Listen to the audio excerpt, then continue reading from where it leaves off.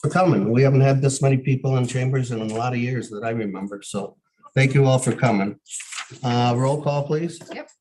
Jim DeSeal, Present. Andy Dennison, Present. Lydia Patty Ruffini. Here. Chris Petras, Here.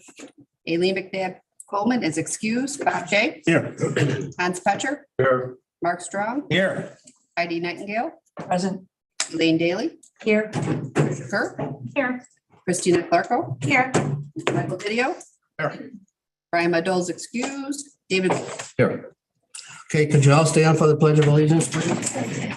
And just remain standing for a few seconds afterwards. Pledge allegiance to the flag Of the United States of America and to the republic for which it stands, one nation under God, indivisible, with liberty and justice for all.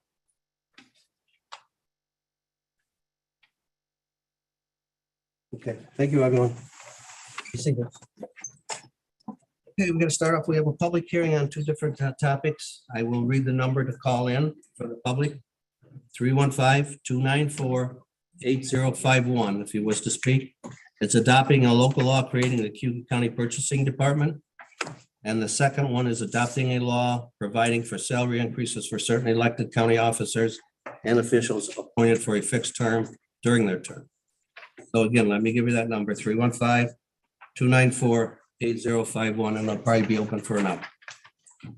Okay, we have three presentations. I know first is Tom. Tom's our Director of IT and does an outstanding job. So thank you, Tom. Thank you.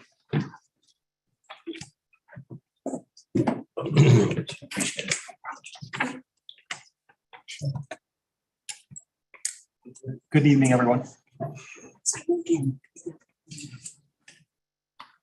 Yeah, just a second. Yeah, no problem. Stephen can participate remotely. All right.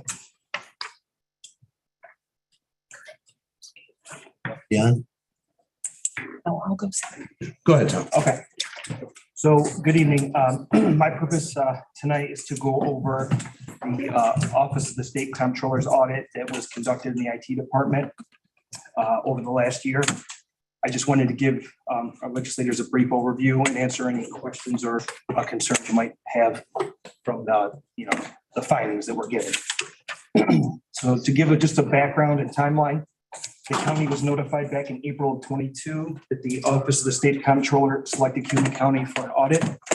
At that time, Chairman Gould and I had met and did an initial meeting with OSC back in April. It was determined the timeline of the audit would cover January of 21 through June of 2022. So at that time, the auditors then determined that the focus of the audit would be on the health department as it related to protecting our personal, private, and sensitive information, which is also referred to as PPSI, from unauthorized use. So based on that information, we were then provided with a summary of the findings of the audit. The OSC team conducted some field work back in June. And a couple items that they did find were that some county issued devices that were issued to staff contained unencrypted PPSI. So for those who are not aware of what the term unencrypted means, basically it's can be described as insecure. So if that device was then, let's say it was stolen by someone, the data that is on that device could be basically copied and stolen from the county. And basically what we found was the issue around that was that some of the devices were not installed with the endpoint protection software within the health department.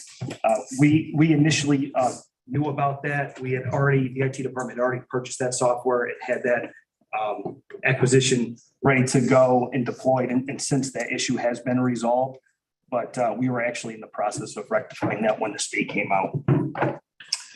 The other finding that the OSC did make was that the county did not have a policy addressing encryption on department IT devices, nor formal procedures developed regarding the proper access, transmission, and storage of PPSI. So the next slide. A couple recommendations that they made based on those findings. were to establish policy and procedure related to the encryption and protection of PPSI, and also to enable the encryption software on all IT devices. Again, that has been completed. That piece has been completed. So the corrective action plan. So based on those recommendations, I comprised a corrective action plan. I combined items 1 and 3 kind of into one blurb here. And that is to ensure that county IT policy and procedure are consistently and appropriately followed by all county employees. So that will mean that the IT security policy will be updated to reflect some procedural changes as it relates to the protection of PPSI. That will include regulations on how to properly and adequately secure PPSI. We will be issuing some mandated annual employee trainings on the protection of PPSI, and we will also require employees sign off on the IT security policy, which will be an annual procedure. Those policy changes you can expect to see in April. I will bring them forward to government ops. In recommendation 2 is that Cayuga County will implement a data classification inventory. And basically what that inventory will do is identify, track, and report PPSI in real time within our IT infrastructure. So basically what that is a piece of software that scans our IT infrastructure and looks at our files, our applications, and determines what type of data are living in that environment. And then it classifies that and produces a report to me. And what that does is it helps kind of stack up one application or one file versus another, and lets us put in some IT security policies and procedures to help fully protect those devices based on what the report shows. So that will help IT with IT security related decision making, consolidate some resources, and justify future IT security investment within this infrastructure. That data classification inventory is underway. Of course, the process is ongoing. Anytime we spin up a new server or create new file resources, those scans have to continue. But we will have the initial inventory completed by the March or April timeframe. So before I take any questions or comments, I do want to thank Chairman Gould, Kathleen Cuddy, Sharina Drosko, our county attorneys, Sheila and Amanda, and countless others who have helped throughout this process. It was a long process, but I think we're finally at the end. So it's a long time coming, but we're glad it's over. Of course, thank you. Any questions for the legislator or from the legislators regarding this? Trish, did you have your hand up? No? I have a question. Yeah, go ahead. But Thanks, Tom. Thank you for your presentation. I think sometimes we are afraid of getting audited, but I think it's always a good thing to see where our areas of improvement are, and I appreciate the work you're doing on that. I was just curious in terms of cybersecurity insurance. I've heard a lot of businesses now are purchasing insurance for coverage, and would this audit and these improvements affect that in any way for the county? Yeah, so we do have a cyber policy that's in place. We did share with our cyber carrier a lot of the changes that we did make to the environment, and we did actually see a decrease in our policy cost overall. So Excellent. yes, yeah. Will this be a routine audit? I mean, is there an expectation that this was one time only, or they'll come back? Or? It was a one time only. There could be they could always follow through at any point in time, but at this point they're just going to review our corrective action plan and come back to us with any questions or concerns. So that was sort of my question, Tom. We submitted our corrective action plan. Yes. And are we waiting for them to comment, or are we moving forward with all of the things that were discussed, or is there a comment period? Yep. So I believe there is a comment period. We did have informal discussions with the OSC team while they were here, and they agreed that we could go ahead with all of this work, just in regard to the data classification inventory, and of course the encryption software is something we absolutely need to implement. So those are obviously in process and they're full agreement. They need to be put in place. anyone else? Yeah, How, Where does the corrective action plan put you in terms of your 2023 budget? What's the impact? It should have minimal to no impact on our budget. The only piece that was potentially we were going to have to look at utilizing budgetary terms. Actually, we were approved for a cybersecurity grant back in July. So I'm going to use those funds for the data classification piece. So there really should be no impact to the county. Andy?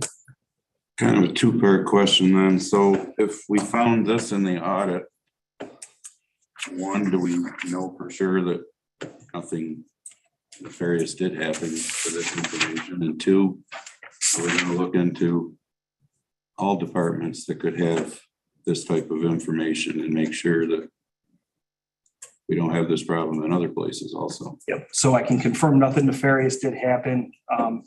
The county was identified based on another audit they were doing in a local school district. That's how we were kind of brought in and how they made their initial discovery, I guess. In terms of, yes, the data classification inventory piece is something that will cover the entire county. We'll be looking at every department, what data, what data they hold and what, policies and procedures we have to put in place to secure that data. But also in terms of the employee training and the other pieces, we'll ensure that all of our employees are getting the proper training to protect, our county issued data. Now, if we could just get rid of all the spam emails. Oh, my goodness. Bless him. Okay, anybody else for Tom? Tom, on behalf of everybody, I want to thank you because I know this took several months. And it was, I know it's draining on your department and certainly yourself. You did a great job. We really appreciate it. Thank you. Thank you. Okay, our next presentation, Riley, our storm ready certificate people here. Where's Riley? They're right over there. And who's that? Hey, Judy. Okay, Judy. Is it Judy Levy? Judy Levan. Yep, is from the National Weather. I'm from the National Weather Service Forecast Office in Buffalo. I'm the meteorologist in charge there. Dave Nicosia is the meteorologist in Thank you. charge of the Binghamton office. Cayuga County, we believe, is probably the only county in the United States that's actually split between two weather service offices. Go So figure. you're Go figure. So you not only have one weather service office, you have two of us that cover the area. So The weather is just so hard to predict. So we're here tonight because we Americans live in the most severe weather prone country on earth. Over 95% of all presidentially declared disasters are weather related. 9 of the last 11 federal declarations in Cayuga County were due to extreme weather. Through the Storm Ready program, NOAA's National Weather Service gives counties the skills and education needed to survive severe weather before and during the event. The National Weather Service's Storm Ready program started in 1999 with 7 communities in the Tulsa, Oklahoma area. There are now over 3,000 Storm Ready communities across the country. The program is voluntary and provides communities with clear-cut advice from a partnership between the National Weather Service forecast offices and state and local emergency managers. To be recognized as Storm Ready, there are several requirements a community must meet, and these include establishing a 24-hour warning point and emergency operations center, having more than one way to receive severe weather forecasts and warnings and to alert the public, creating a system that monitors local weather conditions, promoting the importance of public readiness through community seminars and education, and developing a formal hazardous weather plan, which includes training severe weather spotters and holding emergency exercises. Storm Ready communities have the improved communication and safety skills needed to save lives and property before and during the event. It is with great pleasure that I'm here with Dave of the Binghamton office to represent the National Weather Service to present a certificate of recognition to Cayuga County for its continued efforts in completing the program to retain the distinction of being a storm-ready county. In particular, I'd like to extend our sincere appreciation to Riley Shirtleff, Director of the Cayuga County Office of Emergency Management, and his staff to accomplish the goals set forth in this program. Specifically, kudos to Rusty Ingerson and Harry Sherman for their tremendous efforts to complete the recognition renewal process. The Office of Emergency Management maintains an excellent working relationship with both the Binghamton and Buffalo National Weather Service offices. We recognize the diligent effort to maintain community readiness in anticipation of natural disasters of any type. Those efforts prove their worth over the past several years, whether dealing with freezing rain and winter storms or thunderstorm winds and large hail. We do not look forward to another disaster. However, if and when another one occurs, you can be confident that the officials in the counties have improved their communication and safety skills needed to save lives and property. We look forward to a stronger partnership between the county and the National Weather Service. You are an excellent example for other municipalities and counties in New York State, and I applaud you for your efforts. So congratulations. Thank you.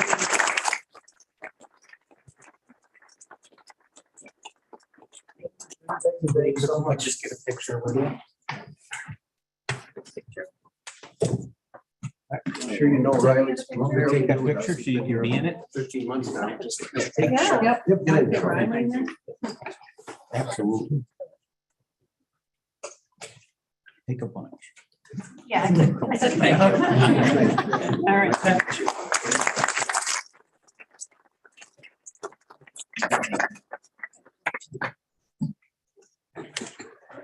I thought maybe it was a bad thing we had two different places, but it's a good thing. We're the only ones in the state or the country, you said?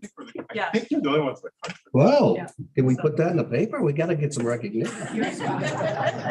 So that means Doppler out of Buffalo and out of Binghamton is covering us up. You're completely covered by both. The meteorologists are always right. Always. I didn't. I know that. We appreciate it. Our county, as you know, is 72 miles long, and what happens in Fairhaven is totally different than what happens in Locke. Exactly. That's why we have two. That's good. Great to know. Huh? Usually Fairhaven. Well, Fairhaven, yeah, we don't, well, except for snow up north, the flooding down in Moravia and the flooding up in Fairhaven. Flooding.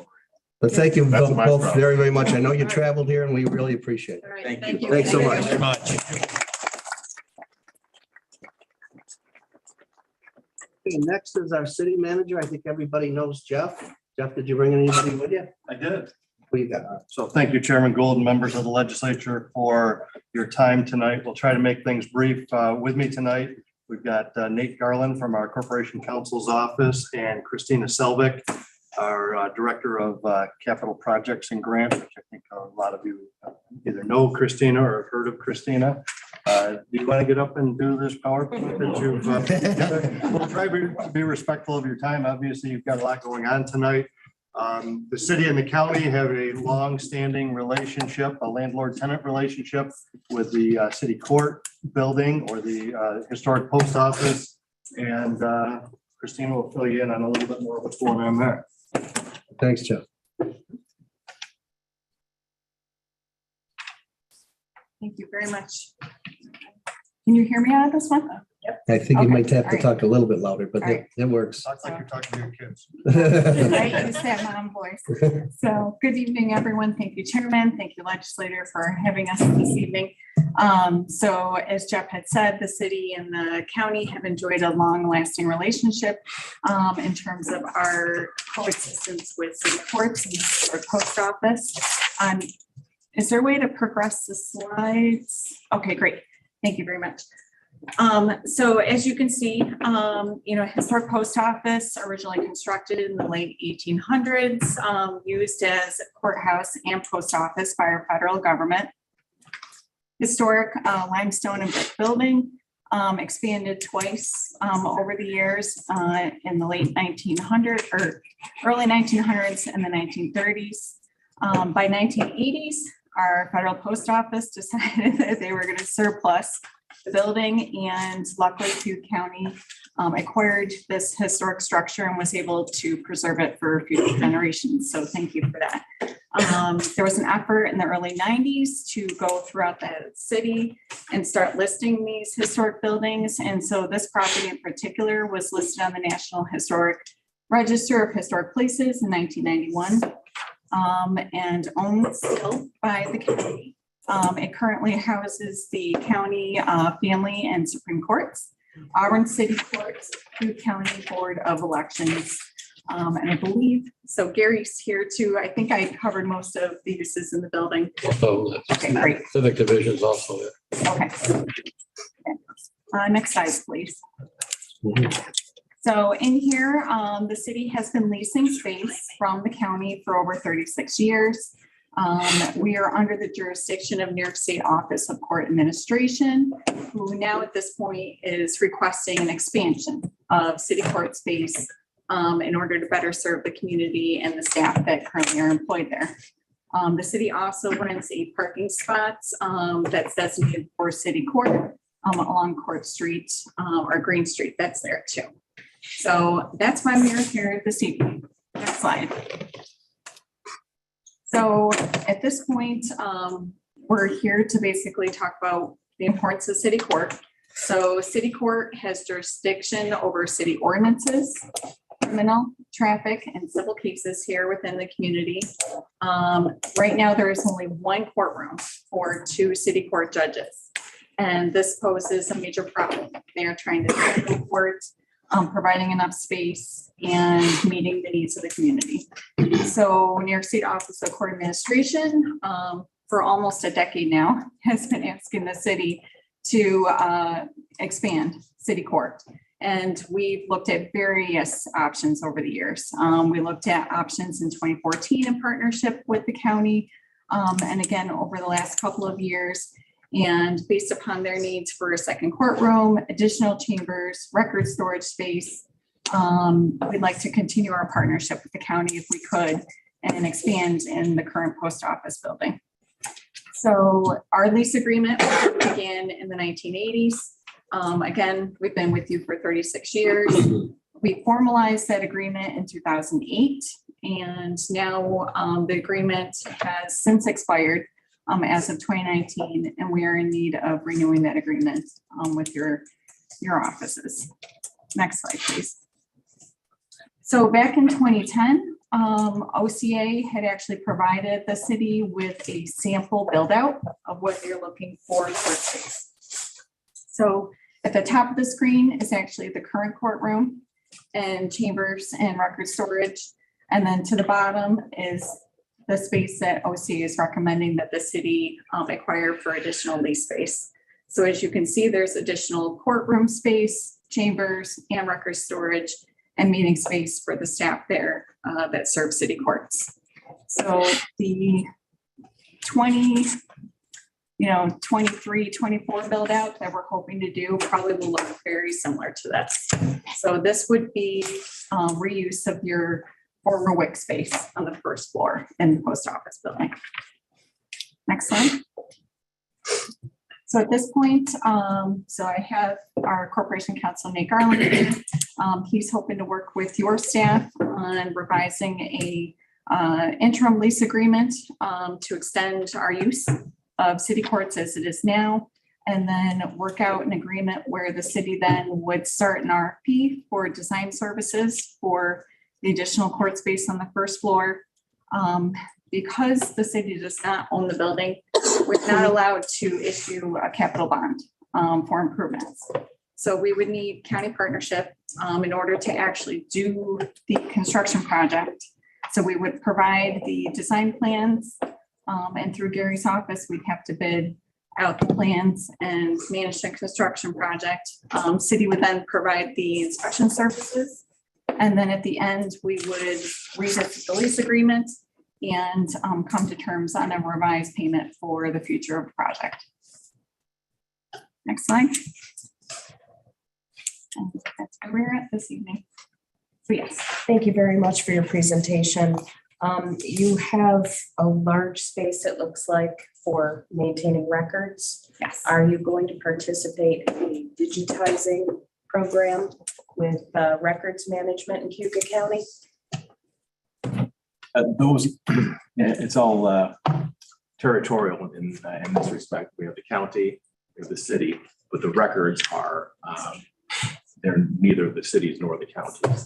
Office of Court Administration has jurisdiction over those records and will tell us what storage and digitization would look like. We, the city through the judiciary law is tasked with providing a space for a city court and also uses that are concomitant with a city court, so parking spaces, things of that nature, storage. Whether or not those documents are digitized, I hate to say it, this sounds like a cop-out, but that's kind of above our pay grade in the city. I just thought that might help to. It's a great provide some idea. Space as well. But, we would have to kick that way up the chain. Thanks, appreciate it. Sure. Are they holding court more often? Are there more court employees? I mean, I'm trying to grasp up how grow a court system. Well, size-wise. Legislator Dennison, I'm sure you're aware that largely throughout the state, policy is driven by the needs of New York City on a statewide basis. The money jurisdiction for courts in the city of New York has gone up to, I think, around $50,000, meaning controversies where there's monies claimed for up to that amount stay in what is essentially city court down there. We anticipate that will be something that's coming upstate very, very soon. And in fact, money jurisdiction has been raised to $15,000. So controversies of, just between civil controversies between regular people, not criminal cases, that are of that amount now go into city court. Small claims jurisdiction has also increased. And of course, landlord-tenant cases are a huge problem. I'm sure folks in this room as legislators have been contacted by constituents with concerns about that process. So to answer your question, everywhere statewide courts are jammed up and seeing more business. Sure, that's a good thing. Just so I'm kind of clear on this, the city would get the architect plans. Correct. And the cost for the remodification of the space, give those to the county, who would then be responsible to upgrade the space and then build those costs into the lease agreement? Yes. Is that kind of how it would work? Yes, that's what we're requesting at this point. Because unfortunately, we don't own the space. We're a tenant. We've enjoyed our partnership with you guys, so we're hoping that would be amenable to the group and we could work together then on revising the lease agreement. The pressure to get this additional space has been there year after year after year. And I know when Wick moved out, there was light at the end of the tunnel.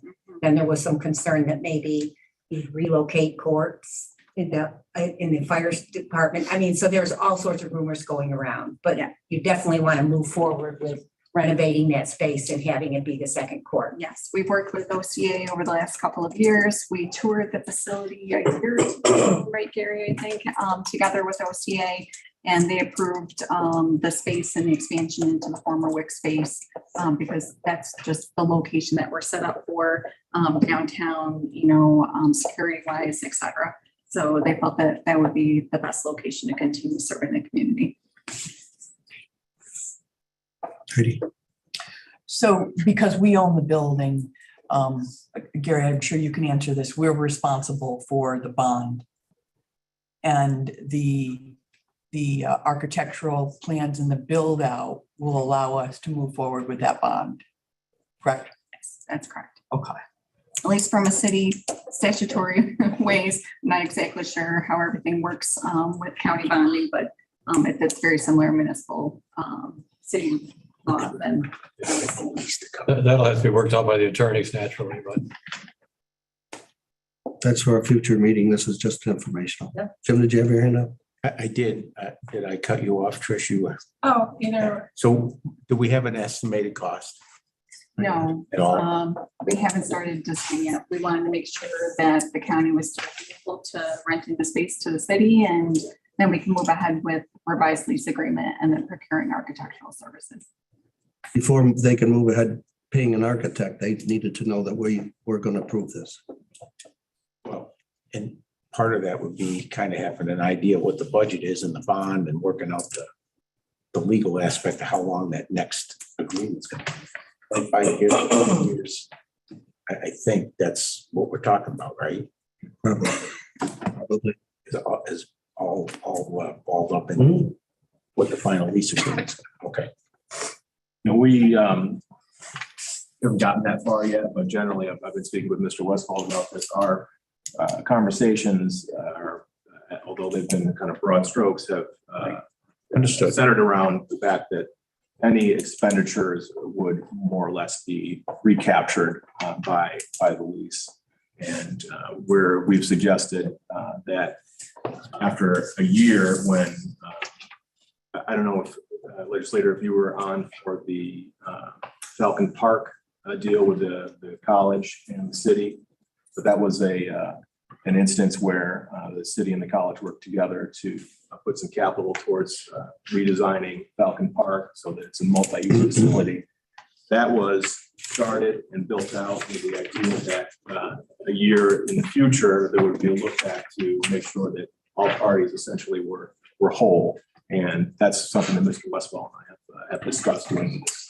Because we understandably, everyone is going to be a little bit reticent to step out without knowing what the main cost is. But as has been discussed, we need to kind of consult the design firm to let us know what the cost is. Anyone else for Trish? A comment and then a question. I know this has been a long time in the works, and I'm really glad to see this presentation tonight and to be having these discussions. I think it's great to have a long-term tenant in that space, adding to the people downtown and the vitality of having the county courthouse right across the street for attorneys that are going back and forth. And I was just curious from what the total time frame would look like on this if it does move forward. Yeah, that's a great question. So if we can get the lease agreement probably revised over the next couple of months, we could go right out for a request for proposals. So we are a little bit at the mercy of OCA. They provide the design guidelines related to court space, and then they will actually be kind of the drivers in terms of the standards and the regulations to which the space is designed and furniture and fixtures. So working with them hopefully is fairly easy. They have been easy to work with so far. So if we could finish up design, this year and then get in construction next year, that would be great. And do you you have a general time frame for how long you think the construction piece would? The way the current market is, what I say today might not be good tomorrow. So, but, the industry is definitely changing a lot. Who knows with the markets, but if we get bids out, could be, I don't know, just a building renovation, as long as there's no major surprises, maybe 6 months during construction. So. Heidi? I think probably the most wise internal person to give us feedback on this is our county GA, Brittany Antonacci, and I wonder what you're thinking about it, what you know about it, and if you can just give us, some more fleshed out information as a county department head who's in and out of that courthouse. Sure. I can tell you that, like Nate said, we are seeing a significant increase in cases in city court, at least criminally. So we're there 5 days a week. It's definitely never been 5 days a week. So I have an ADA there every single day, between handling traffic matters to, so it's like they said, it's cases have increased across the board. So. Thank you. Anyone else? Thanks, Jeff. Thanks, Chris. Thank you guys. Appreciate it. Thanks, Nate. We've always had a great relationship with the city. I think it's better now than ever. We've met several times. Jeff and I have met several times about different. About 22 other night courts. So it's been on the back burner for a long time, and finally we moved it up to the front. So we will get this thing done. So thank you very much. I'm going to change the agenda around a little bit. I'm going to wait for privilege of the floor. We're going to start the proclamations. So most of you are in here for that reason. So you can get out of here and and get home and watch the SU game. So. So let me start off with the National Human Trafficking Prevention Month. I saw this in the paper at the beginning of the month, and I thought this would be a good presentation for everyone here and a proclamation. It's not going to be given to anybody in particular. Maybe we can post it on one of the walls, but I think it needs to be read. Whereas around the world, human trafficking has stripped nearly 25 million of their safety, dignity, and liberty, disproportionately affecting historically understood and marginalized communities. During National Human Trafficking Prevention Month, we reaffirm our commitment to ending this inhuman and immoral practice in all its forms. And as we bring our perpetrators to justice, we renew our pledge to help survivors recover and rebuild their lives.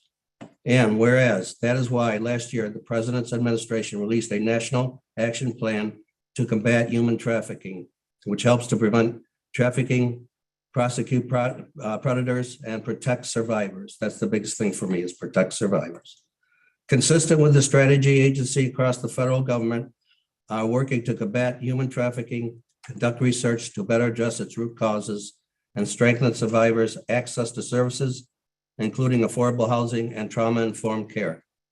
Through the reauthorization of the Violence Against Women Act, we have expanded the recognition of tribal courts' jurisdiction over non-native sex traffickers on tribal lands.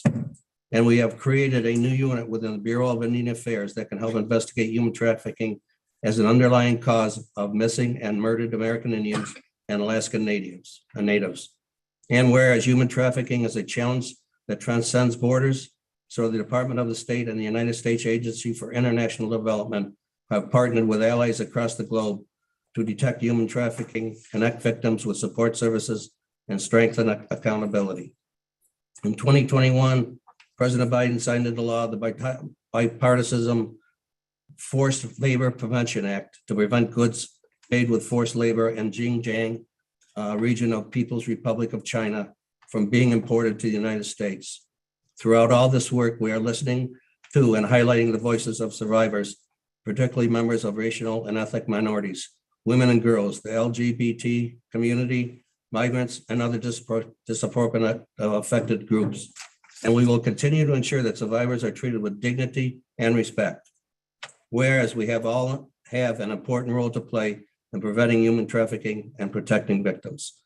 This month, we encourage Americans to learn more about the signs of human trafficking and share the National Human Trafficking Hotline, 800-373-7888, an important resource to report a tip or ask for help.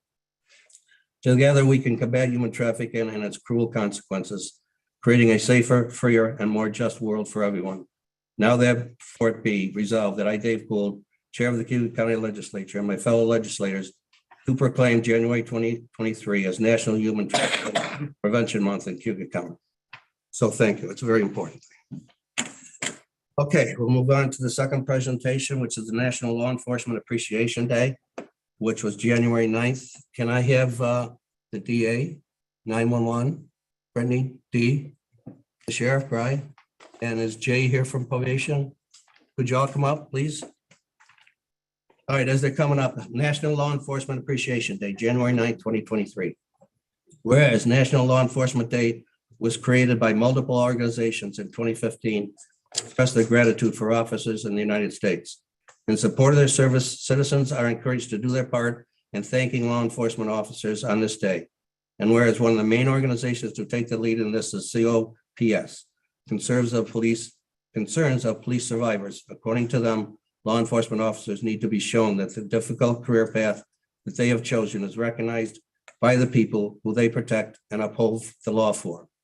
And whereas with over 900,000 officers in the United States, the organization believes it's essential to support law enforcement during difficult times, and a proclamation dedicated to them does just that. The day also raises awareness on the importance of understanding that the difficult decisions taken by police officers are in the best interest of citizens and the law.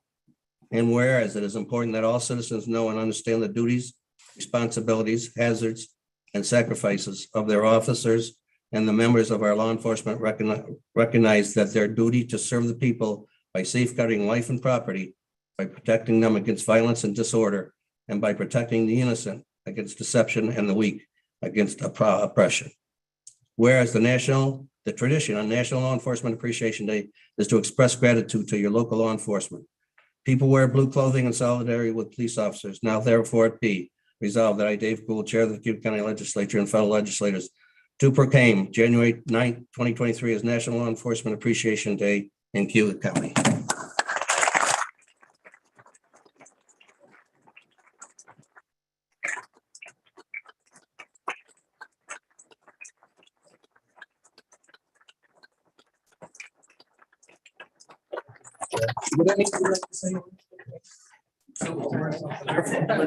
Nominated Brian. I just, on behalf of all of us, I want to say thank you for the support, and certainly on behalf of all of the men and women that serve with our sheriff's office and all the agencies that are represented up here. We truly appreciate the support. It has been a challenging few years here as of late, and I know that this means a lot, certainly to us standing up here today, but all of the folks that work with us. So thank you for supporting us. We really appreciate it, and we couldn't do our jobs without the support of the legislature. And I've always felt very supported by this legislative body. I appreciate that, and thank you. So.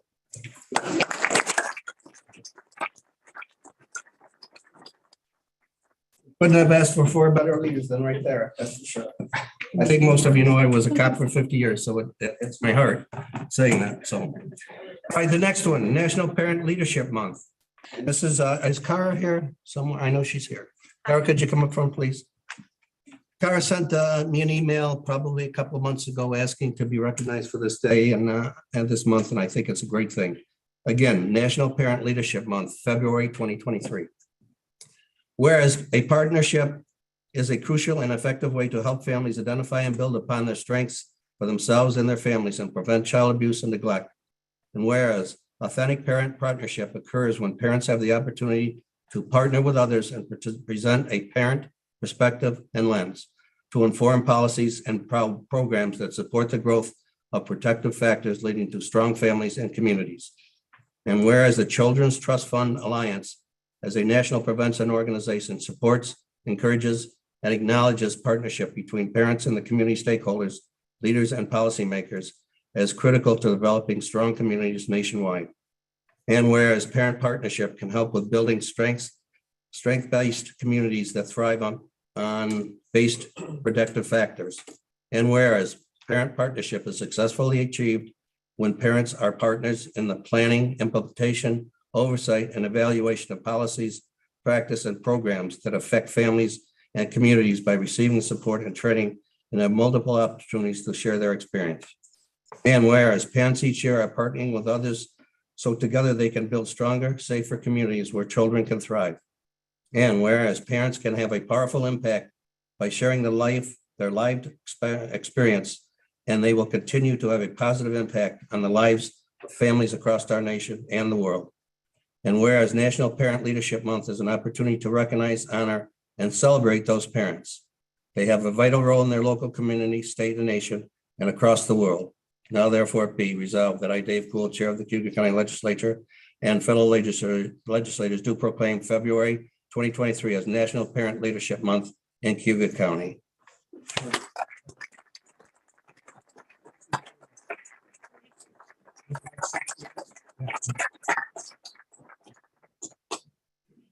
Thank you for getting a hold of me on that.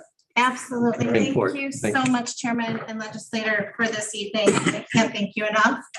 Parent leadership is not just parents who are serving on our local school PTOs and PTAs. It's all the parents across our county right now working every day to support the growth and development of their children so that they can one day be contributing members to our community as well. Parenting is a hard job. And when we can recognize and elevate the strengths that parents bring to our community, we all win. I started this work back when my son was 1, and he now just celebrated his 15th birthday. I learned the importance of my voice as his mom, but also as a consumer of the supports and services that we have available to us as parents. I recently just learned this, navigating things for my daughter, for medical care in our community. And if we can have parents sharing what it's like to get those services, the barriers we face, the opportunities where we can improve things, we can have a stronger county. For me, it's about learning how to ask questions, learning to understand the policies, appreciating the vital role that I play as a partner alongside you as a parent here in our county. It's what led me from our small, beautiful county here to the national arena with the Children's Trust Fund Alliance. Being a part of this national organization has taught me about prevention. It's taught me about partnership. And every resource that I have access to at the national level, including a talk that I will be doing right after this presentation with the federal partners around mental health, I bring back here to our county because I love our county and I know that what impacts my family impacts every other family that is in our county. For me tonight, as I think about the opportunity for us, it has me thinking about how do we strengthen families. And for me, it's about the protective factors framework. It's 5 things that research has shown that when communities elevate it, recognize it, and name it, they are stronger. They are the social emotional competence of children. Our kids being able to express themselves. Think about our schools right now and the hardships that our kids are experiencing. If we can find ways to elevate that, find resources and supports, families will become stronger. It's about recognizing that parents are their children's first teacher, helping us to see our confidence in that. Because very often our kids need different rule books. It's the importance of the social connections, the positive ones. It's the importance of having and knowing that resilience can be found in those hard times that we have. And it's about concrete support in times of need. I really encourage you to think about these protective factors because they've become our family's lifelines. It's there for my hardest parenting days. And as you explore these, I encourage you to use them as a lens as you look at programs and policies that work for our county and help parents across our county to know they're not alone on those hard days when you do feel like you're alone. That it's okay to ask for help because in our county, we celebrate that. And we actually encourage it because we have a plethora of resources available that we can connect families to. And I ask for you to find ways where parents can come alongside you and be a partner as we shape our county and as we help our county to be as strong as it possibly can be, because together we're stronger. I thank you for your time this evening, for the recognition, and I look forward to all the opportunities that lay ahead for parents as we continue to grow our county even stronger and stronger.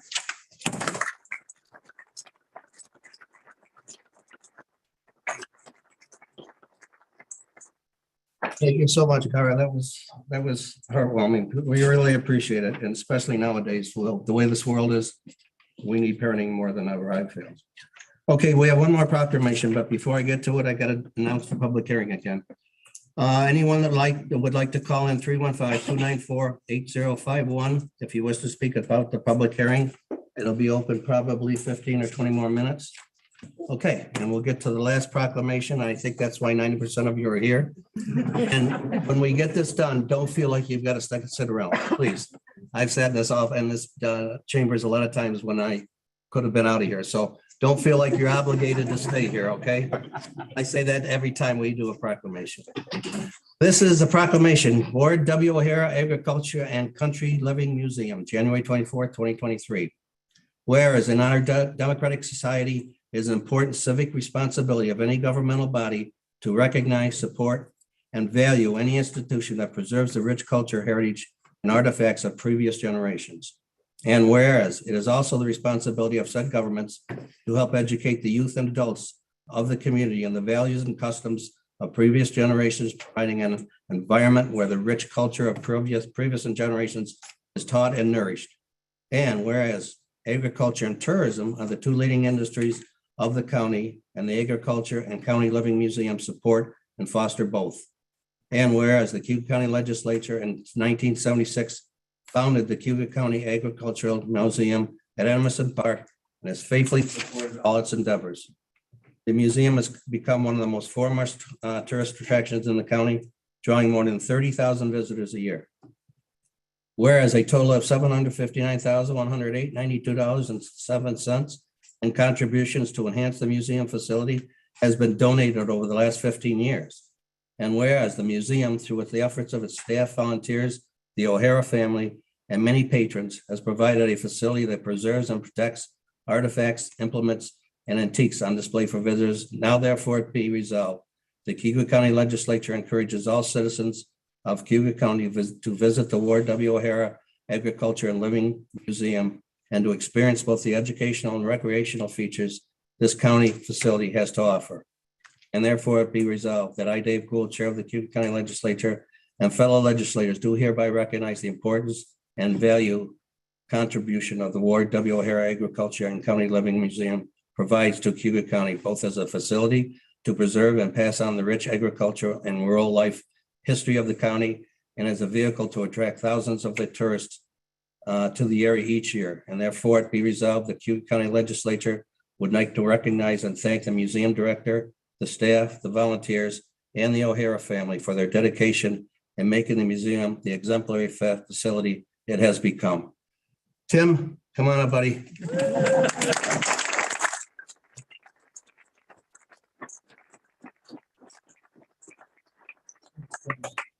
First of all, you can see we're well represented here tonight. And I think we're well represented because we wanted to come and thank you, the legislature, for supporting this museum. I became the director 15 years ago as a part-time job. I had my heart and soul into it, and so do all these people here. We have representatives from the O'Hara family. We have our board here. We also have our volunteers and staff. And these people really want to thank you because without you and without your financial support, this museum would not exist. We did some calculations on the museum, and in a 6-month period on our sign-in sheets, more than half of the visitors came from outside of Cayuga County. So we are truly a strong impetus in tourism. And as we said in the proclamation, both agriculture and tourism are the number 1 and 2 industries in this county. And the museum and you represent that. I'd like to thank personally the staff and the volunteers. We've had a lot of support. Doug Del Strito and Manette Becker are 100% behind the museum. Gary Duckett, when he was park director, pushed for increasing everything in the museum. We've gone from being open 110 days of the year to being open 361 days of the year. And we couldn't do this without your support. If you ever get a chance and you want to stop in the museum, we could show you our survey cards that basically visitors show, and that we're ranked from 1 to 5. On most of those cards, we never get a 4, 3, 2, or 1. The visitors that come in and say, we didn't realize this place was here. And what we, with your help, we're trying to get that across and get that out as far as publicity is concerned. We've come a long way. We came from a museum which in the winter, if you walk through, you were freezing. The museum is heated. The museum in a number of sections is air conditioned. We have a security system with 46 cameras that basically we can see the inside and outside of the museum. We have a fire and security system that was never in there. All of these things were paid for by that $760,000 that were donated by the community because this community believes in the Agriculture Museum. And I think this legislature, and we thank you, you believe in this Agriculture Museum. So again, we thank you and keep up the good work. We'll do our share as long as you do your share and help us out to make sure that, again, agriculture and tourism are number 1 in this county. Thank you.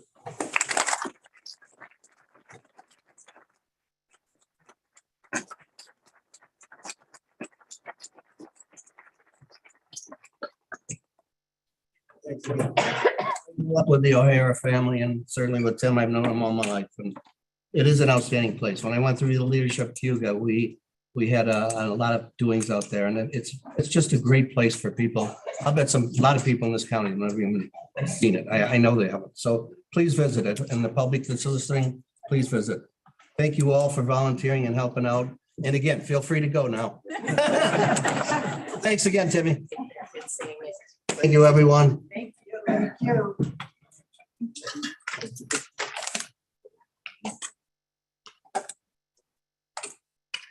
Okay, moving right along. We have privilege of the floor, I believe, Lydia. I'd like to request privilege of the floor for Mr. John Patterson. He was going to be visiting tonight to talk about the resolution 123 Pledge 1 today. And that has been pulled, but is still a very important topic of conversation. So thank you, Mr. Patterson. Right, just thank you, Chairman Gould and the county legislature for allowing me this, giving us to speak. I understand that the resolution has been pulled and still wanted to follow up on what was just said with agriculture being the leading industry, one of the leading industries in the county. And we need to continue to build on that and would like to work on extending my hand to the legislator to help understand more of how these this resolution and the rules and regulations will affect the county and some of the smaller farms in the region, and how we need to continue to have that. Of course, you've got the words that I was going to say, but I couldn't beat the lead that you gave me with that. And I want to continue to be here for agriculture, so maintain the lead in the county. Thank you, John. There's another Union Springs family that I grew up with, the Pattersons. I grew up with John's parents. Thank you, John, for taking the interest in agriculture in this county. I know you've been a great leader, and we really appreciate everybody that's working with you. We really do. Any other members of the floor at all? Nothing? If not, minutes to approve. December 8th, December 13th, and 21st, 2022, and January 3rd, 2023. Second? Okay. All right, all in favor? Aye. Passed. Communications and announcements. I don't believe we have any up here. Does anybody have any? Okay. Dr. Durant, are you on Zoom? I am. Can you hear me? Yes. Go ahead, Doc. Good evening, everyone. Good to be with you. This this week I know kicks off our spring semester, and I'm pleased to report that we have hit our enrollment target for the spring semester and continue to be on pace to hit and exceed our budgeted and enrollment marks for this year, which is, for planning purposes and decision making, it certainly helps us to be able to hit our projections that we make, well over a year ago, to be able to, continue to manage and the expenses in accordance to the revenues that we hoped for. That being said, this also kicks off our advocacy time of the year, looking ahead to, advocating with our elected state officials for, community college state funding. And, in February, I'll be looking to present to the legislature what we'll be advocating for, and, looking to, move ahead throughout the time until the April budget gets passed. I want to be able to take a moment today and thank the legislature, certainly thank the sheriff, Chairman Gould, for your support for our, future construction and build out for the regional police academy that will be built out on our Fulton campus. This endeavor would not be possible without, the collective thought of, law enforcement leaders throughout the region, certainly our sheriff, and the leadership in Oswego County for trying to identify opportunities to be able to, streamline an academy, centralize and strengthen the identity, and also to be able to connect with us at the college to be able to not only promote, a high quality learning facility, but also to be able to provide pathways for our current and future students to be able to leverage academic programming at the college that also might be able to provide them exposure and accelerate credentialing through academy and a bunch of unique innovations that we hope to bring to life over the next year or two. And I'll speak more about those as they're ready. But, at this time, we have secured an architect for the project. We went through the bid process, and we continue to, advocate for the matching funding for the funds that Oswego County has given us to secure the remaining funds of to get to $800,000 for a capital investment that we hope to do as early as this summer to begin construction. And lastly, I'll just say, to be brief tonight, we've spoke about it over a number of years, and with the pandemic and with a number of other changes in industry. I know it was alluded earlier with the courthouse project. We're hopeful at the college that we'll be able to put out our RFP for construction for the Workforce Development Center, which will be a renovation and enhancement to the building currently or formerly known as the Cornell Cooperative Extension Building. And we're hopeful that construction will be able to begin later on this year, that we anticipate to be nearly a year project. Another capital project update at the college that had been passed I think over a year ago by the legislature with support. We have been doing some of our HVAC upgrades at Spartan Hall on the Auburn campus, as well as prepping for the later in the winter, early spring HVAC enhancements to other areas within the Auburn campus. So we thank you for your patience with us, and also your planning and support over the last couple of years, even though it may take a while for these projects to get to time to be able to move ahead. It's the visioning and support that you give us along the way that allows us to do our due diligence, secure the matching funds for the local matches, and to be able to move our projects forward. So our students appreciate it, our faculty and staff appreciate it, and certainly on behalf of our Board of Trustees, I do as well. That concludes my report. I'd be happy to answer any questions. Andy?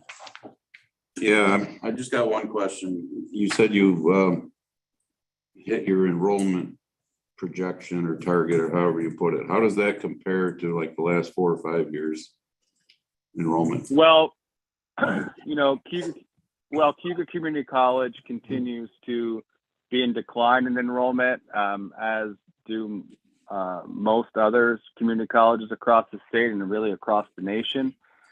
So our enrollment projection this year was 1535 FTE, and we're on pace to likely be more in the 1555 to 60. And so although it looks like we'll be up about 30 FTE, remember those are based on a credit hour formula, not actual head count. We anticipate to be down about 6% year over year. So, we anticipated to be down, but we're doing slightly better than what we had anticipated. Jim? So I would like to see numbers on, if we could, on those that are actually attending classes on campus versus those that are 100% virtual, if you have those. I'd also like to know, and I've emailed not your office specifically, but I think it was the vice president's office, looking for, on the website, the policy seems to be pretty clear on what's required of students for COVID vaccinations. Do we have any update on the faculty and staff? Are they still exempt from that? Yeah, so yes, our faculty and staff are still exempt. The policy that was made through SUNY and through the state continues to be in place. And, we'll continue to, work with SUNY and our colleagues across the state to see if anything changes as it moves forward in preparation for 23-24 academic year. So I understand in your following SUNY, is there a reason we can't lead by sending them some literature or letters? Maybe our attendance would improve if that wasn't forced upon students. I'm getting calls from constituents that are looking at other means of education. And I want you to know that my daughter was an attendee of Cayuga Community College. So this isn't against the college, but I'm just saying, why can't we take the step to write to them and maybe this is our enrollment situation where students are now looking for alternatives because the SUNY school system is demanding that the students have it, but not the faculty and staff, who are probably the more vulnerable of the people that go into the building, based on what I have been able to read, and hear about. I'm not claiming to be a doctor. I'm just talking about what I read. And our older population is the more vulnerable. So I'd like to see the school take a stance on it or send a letter up, or the legislature send a letter saying that, you know, this is hurting us. Enrollment could improve. Well, we think it could improve. I don't know if it will, but I have constituents that are concerned that some of their children are not going to attend local community college, which is a huge benefit if you're sending somebody to college. I cannot tell you how much my family benefited from it for my daughter, who then went on to a large university after that. So I would just like to see the college or the legislature take a stance, a letter up the chain instead of waiting for it to come down the chain. Thank you. Brian, did you want to comment on that? Well, my comment on that, I think, is pretty similar to what I've said previously. You know, certainly in my position as president of the college, my job is to administer and adhere the policies of the state. And so, you know, certainly as an elected official and certainly as a citizen, there are avenues and pathways for people to voice their concerns and share their perspectives. I think at this particular point, though, I mean, I certainly hear and understand that we wouldn't want any of our policies to be barriers for attendance. The spirit of community colleges has always been about supporting access and affordability. We continue to be grounded in those pillars and our mission and vision as well. You know, certainly when it comes to statewide policies, and there are other areas that we are, you know, responsible for adhering to beyond perhaps something like COVID that may have, differing views. So I respect the opinion and the view, and certainly understand if people want to provide voice for others to give different consideration. But certainly in my seat, part of my job is to uphold the policy and to govern its compliance. But I do understand where people come from on all sides of the issue. Andy? I just want to say, because I've been saying it for the last 2 years, if anybody in this room thinks this policy is not the most asinine thing, kids, you get it, even though you're the least susceptible. Adults, nah, you don't have to. So tell me it's been about health for the last 2 years. So yeah, I'm all for the legislature writing a letter to the governor or whoever the hell we have to write it to, because that is the most asinine policy I've ever heard. I've argued it for the last 2 years. Yeah, the adult who's in their 60s that might be teaching, who's supposedly the ones the most susceptible, you don't have to get it. But you 18-year-old, yeah, you have to get it. Especially when we see slowly, because we know how our media is, but we see what's happening to a lot of young people across this country right now. So yeah, I'm all for it. Anybody else wants to jump on board, let's do it. But I know that goes against the narrative, so it probably won't happen. So. Okay, thank you for your comments. Thank you, Doc. We appreciate it very much. Okay, I'm going to close the public hearing now. It is 7:08? Public hearing is now closed. Okay, I don't know if my fellow legislators saw, but Brian's on Zoom. Brian, thank you for coming on Zoom. We appreciate it. I know you're a little bit under the weather, but thank you for doing that. Okay, committee reports and individual legislators reports. Anybody have anything? Hans? Mr. Chairman, I'd like to point out to everybody the beautiful mural that's hanging on the wall just outside the room. Cows. Please note that it has been changed for the better. We now have 4 cows on it. And this is just to point out that Cayuga County is one of the biggest dairy counties in the state of New York. Yes.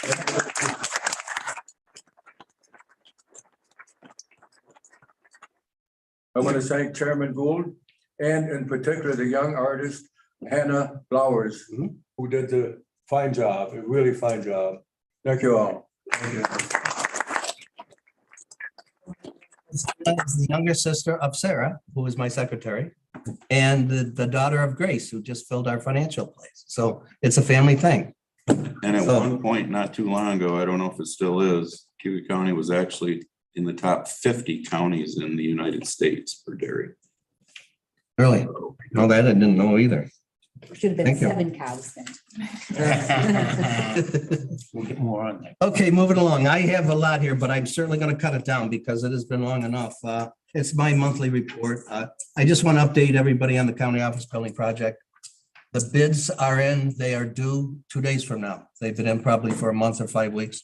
I want to thank Lydia, Aileen, Heidi, and Jim for being on our building committee as far as legislators. And I certainly want to thank the rest of the committee. Gary's here. I know Lynn was on it, Tom, and there's several others. I don't want to forget anybody, but we appreciate everybody that was on it and doing some hard work on it. I made that a priority when I took this office, is to get something done with this building after 20 years of talking about it. So we will open the bids on Thursday. Am I right, Gary? Okay, good. So after that, we'll certainly share it with everybody here, and we'll certainly move on really quick. Okay, our our Micron committee has been meeting. Actually, we had another big meeting, countywide meeting here, I think a week ago. We have several people here. I'd like to thank the chairs for the subcommittees that are working with individuals on all the subcommittees. Housing is Jenny Haynes from the city. Energy is Bob, our own Bob Shea. Planning is our own Steve Lynch. And employment is Kelly King. So we appreciate it. And they've been meeting with their committees, reporting back to the main committee. I talked to Ryan McMahon the other day.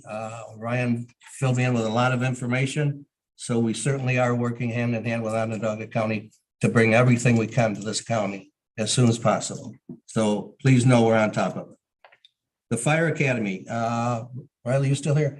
Fire Academy, you just sent me some information the other day. How's it going? We've received some edited designs from Bergman. We're trying to incorporate some additional changes into it. We're looking at roughly a 2-week deadline until we have our finalized or top 3 designs coming back. At which point, another week beyond that, if there are no final edits based on the group that's been put together, my office staff, Shireen, chairman, and then some of our local state fire instructors, we should be able to have final review and move that towards cost estimates, at which point, when we have cost estimates received, we'll hopefully be able to schedule a presentation. Great. Any questions for Riley, Jim?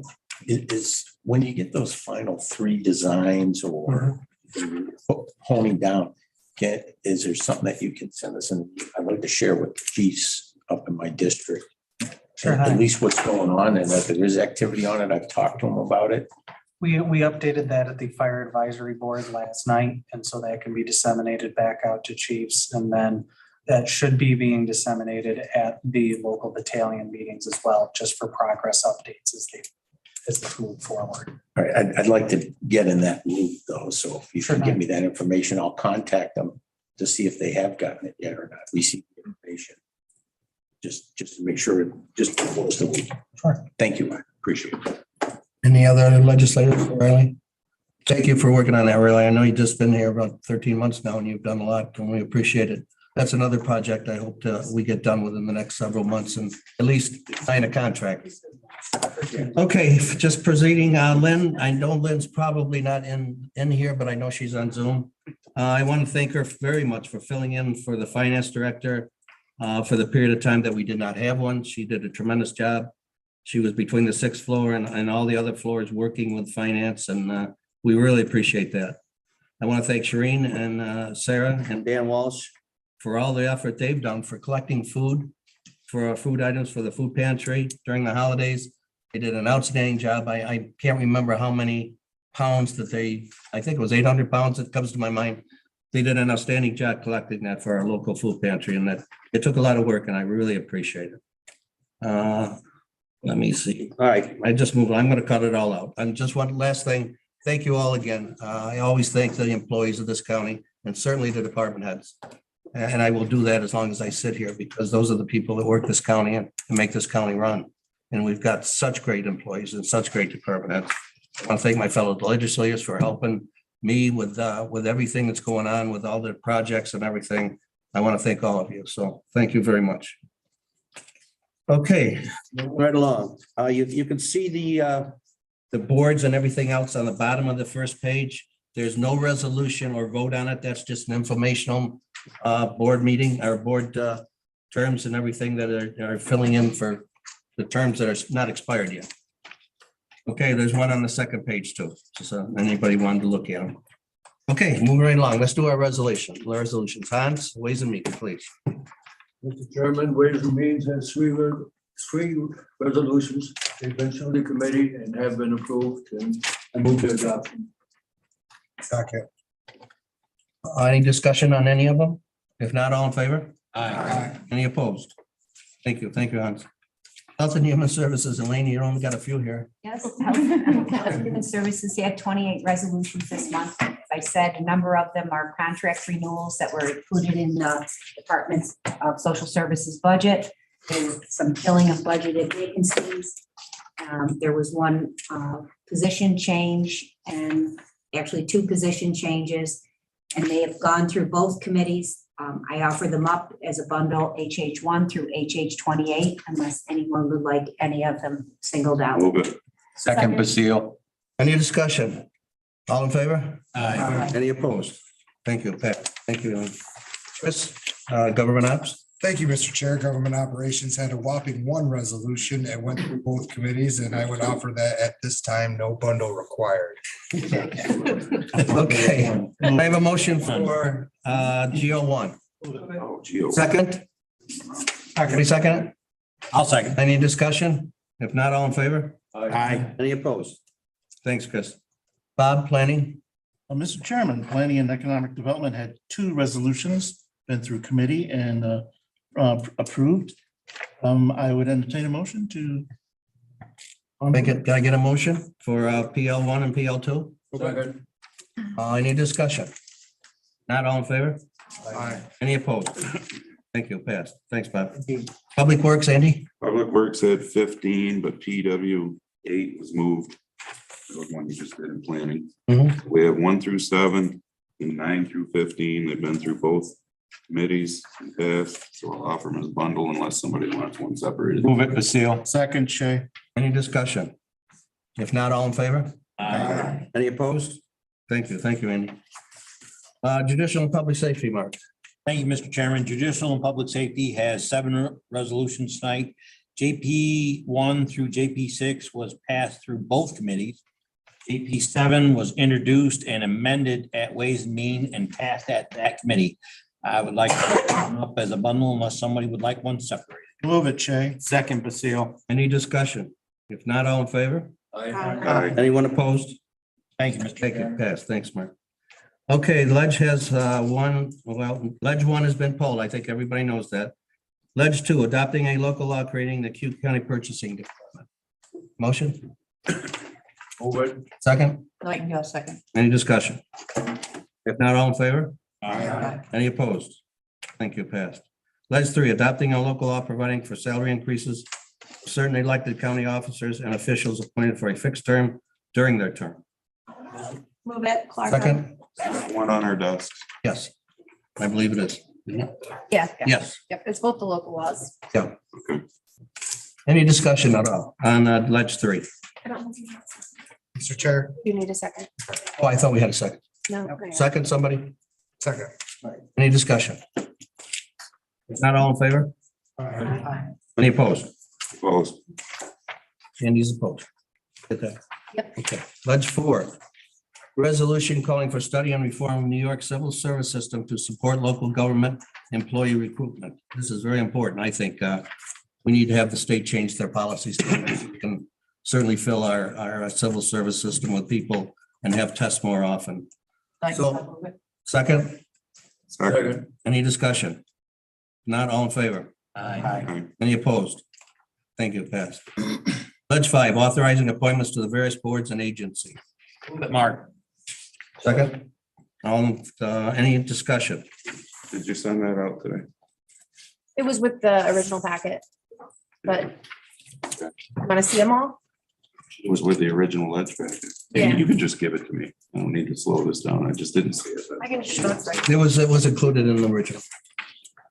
All right, did we get a first and a second? Can somebody move it, please? We got a motion in a second. All right, We just need any discussion? If not, all in favor? Aye. Any opposed? Passed, thank you. Okay, that does it. Can I have a motion to adjourn? Move it. Second? Second. All in favor? Thank you, everyone, for coming. Thank you, visitors. We really appreciate it. Thank you, everyone. Well, that was just. Thanks, Joe. What do we forget? Here. Forget something. Oh. Thanks again, everybody. Please drive home safe. Right back at you. Yeah, safely. My wife says that.